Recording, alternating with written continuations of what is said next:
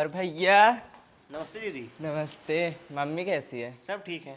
अच्छा, आपकी ससुराल से खिचड़ी आ गई कि नहीं अभी? हाँ आ गई, मैं सोचा तुम्हारे यहाँ भी पहुँचा दूँ। अच्छा मम्मी, चाची खींच खिचड़ी आया है। आया होगा रे, 1 किलो तो आता है। 1 किलो लाई, 1 किलो गट्टा, 1 किलो ढूढ़ी, कौन सा बहुत ज्यादा आता है।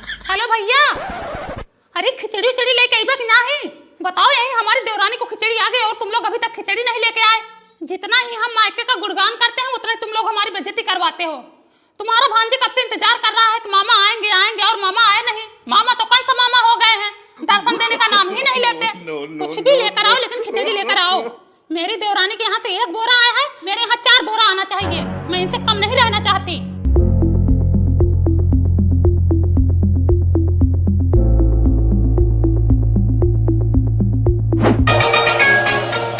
Your phone ringing। ननका दौड़ जा, तेरे मामा खिचड़ी लेके आ गए। और भैया और बेटवा हम दिक्कत ना बता। ले चल ले चल।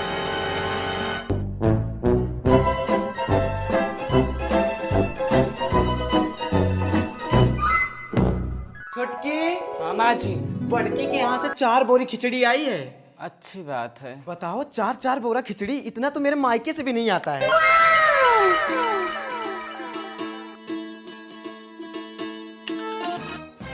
ये सब का आया है बहनी? बहू जी माँ जी। अरे क्या हुआ? माँ जी, मैं आपके आगे हाथ जोड़ती हूँ, प्लीज हल्ला मत करो। माँ जी, मैं भी चाहती हूँ कि मेरे मायके से खिचड़ी आए, लेकिन मेरे भाई बाप मुझसे भी ज्यादा गरीब है।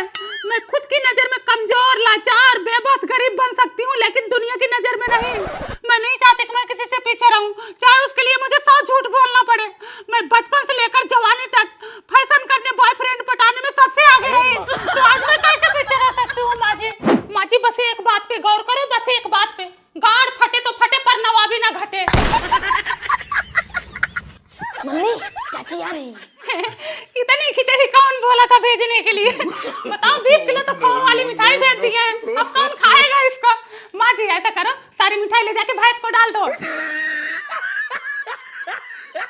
बहू लाओ, सब्जी मैं काट देती हूँ, जाओ तुम दाल चावल डाल दो। कोमल, ए कोमल, बिटिया फटाफट बाहर बटोर लो, फटाफट खाना बन जाए, सब लोग फ्री हो जाते हैं। बहू लाओ, मैं बेलती हूँ, तुम सेको। अरे मम्मी रहने तो मैं बना लूंगी। अरे बेलने दो मुझे, जब तक शरीर में ताकत है तब तक काम करने दो, बाद में तो वैसे ही खटिके पे पड़े रहना है। मेरे लिए जैसे बेटी वैसे बहू। मैं कोमल को भी ना कभी किचन में अकेले खाना नहीं बनाने देती हूँ। आई लो, अपना लड़का खिलाओ, दिन भर पड़े पड़े फोन चलाते रहते हो। सरला किधर गई? नहा रही है वो। मम्मी मेरे से चुप नहीं हो रहा है, सरला को दे दो, वही चुप कराएगी। हाँ सही कह रहे हो, बहू से ही चुप होगा, क्योंकि बहू ने पैदा किया है ना, तुम्हारा तो हाथ था नहीं उसमें।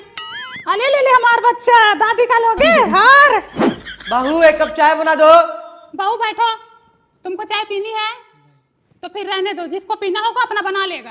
अरे मम्मी मैं बना देती हूँ चाय। अरे बैठो, सुबह से तो काम में लगे थे, और कितना काम करे। मैंने कहा ना, जॉब नहीं करना है तो नहीं करना है। क्या हुआ? ये जॉब करने के लिए कह रही है। बहू तुम्हारा मन है जॉब करने का, तो फिर ठीक है, फिर ये जॉब करेगी। तुम घर पे बैठे थे, अभी घर पे बैठी रहे, और तुम्हारा बच्चा मैं संभालूंगी। जाना, तुम कल से जॉब करो।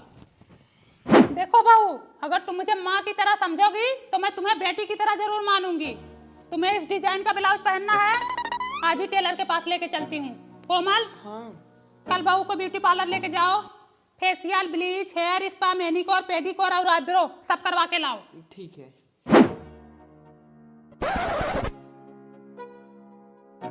सूट पहना रही हो तो क्या हुआ, सूट पहनी है? सूट में कुछ दिख रहा है क्या?